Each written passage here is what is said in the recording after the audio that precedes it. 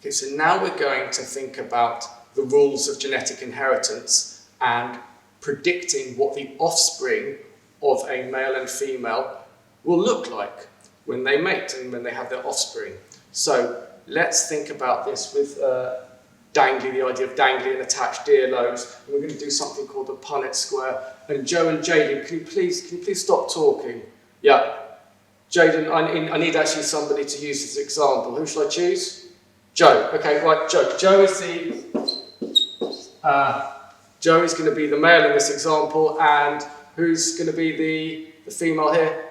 Brittany. Brittany, we're going to go for Brittany. Okay, so Joe and Brittany are going to have some babies together. There's Brittany, and there is Joe. Now, we need to know Joe's genotype, and we need to know Brittany's genotype first before we try and predict what their offspring are going to look like in terms of dangly or attached earlobes. Now, to make it easy, let's say, Joe, let's have a look at your earlobes. Yes, your earlobes are dangly, but you're heterozygous. You are big D, little d. So I'm going to put a big D there for Joe and a little d because that's your genotype.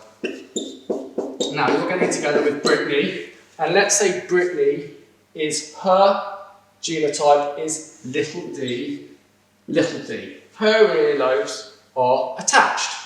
Right, so there's my Punnett square so far. Now, what this tells me is that 50% of Joe's sperm are big D and 50% are little d, and 50% of Brittany's eggs are little d and 50% are also little d. So in other words, 100% of her eggs are little d. So that's the start of my Punnett square. It looks a bit like a noughts and crosses grid. And I just now need to fill in these 4 squares. And I do it like this. Big D and little d, they come together. That's one possibility. And then little d and little d come together and make that. And that's one possibility. And how do we do this? Big D and little d, they come together. And that's one possibility. And little d come together. And that's one possibility. So what does this tell me?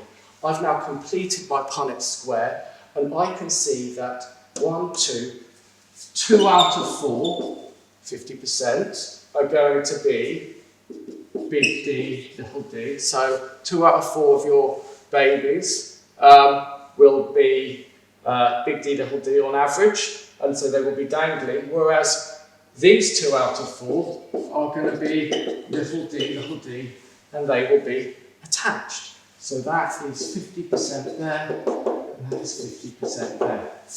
And that's one worked example. Should we change it up and should we do one more example? Okay, let's do one more example. I'm going to keep Joe and Brittany as the same people, but I'm going to change their genotype. So I'm going to get rid of all of those. This time, I want us to pretend that Joe, you're still big D, little d, but also that Brittany is also big D, little d. So both of you have dangly earlobes. You're both heterozygous. Let's work this one out again. Big D this time. Big D, little d. Big D, little d here, and here, little d. So what do we now work out in terms of probabilities of offspring?